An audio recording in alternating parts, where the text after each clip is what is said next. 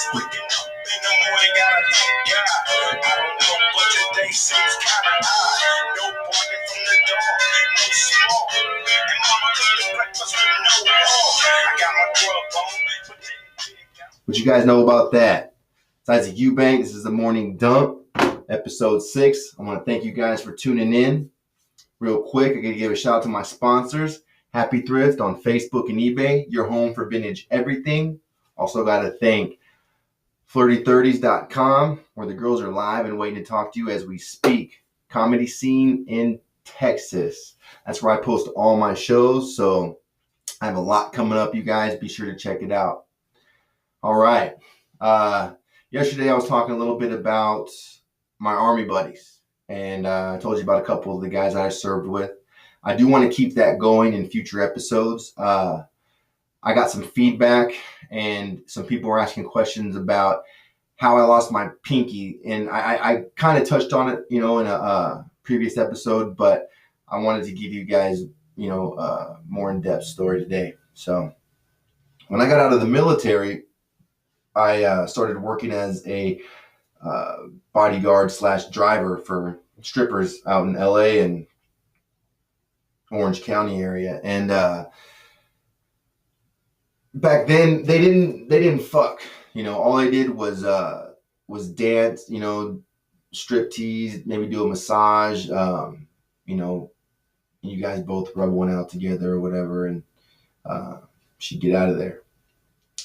There was a lot of stings back then in the hotels. They would try and, the cops were always trying to bust you. So you really had to make sure that you were with a girl that didn't fuck around.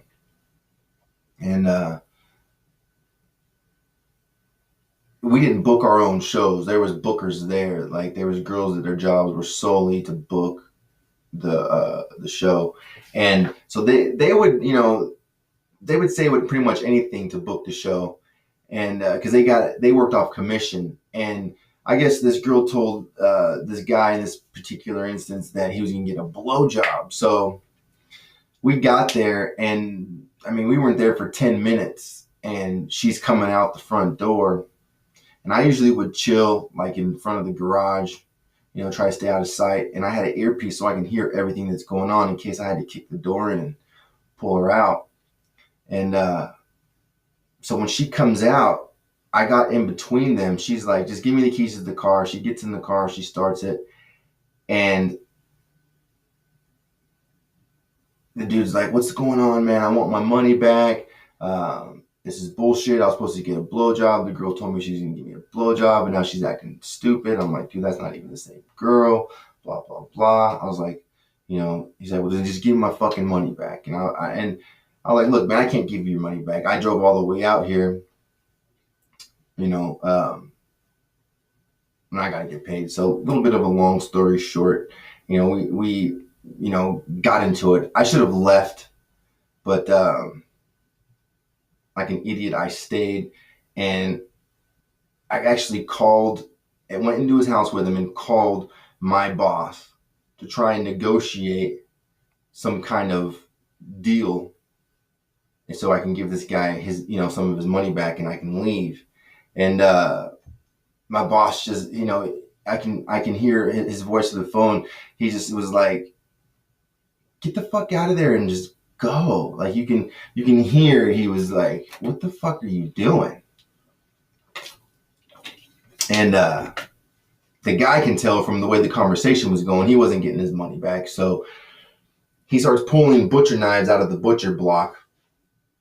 As I'm talking on the phone, I said, look, man, we need to give this guy all his money back right now, and I'm getting the fuck out of here. And I just hung the phone up, and the guy walks me to the front door, and he's holding me there at knife point. He turns his head to yell at the girl to bring the money, because I told him the money was in the car.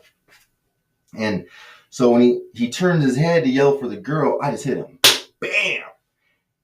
And I hit him, and he stumbles. He hits a wall, the outside wall, and I run past him, and he grabs my shirt with one hand, and he starts trying to slash me with the other one. And I'm running, just dragging him, running as hard as I can.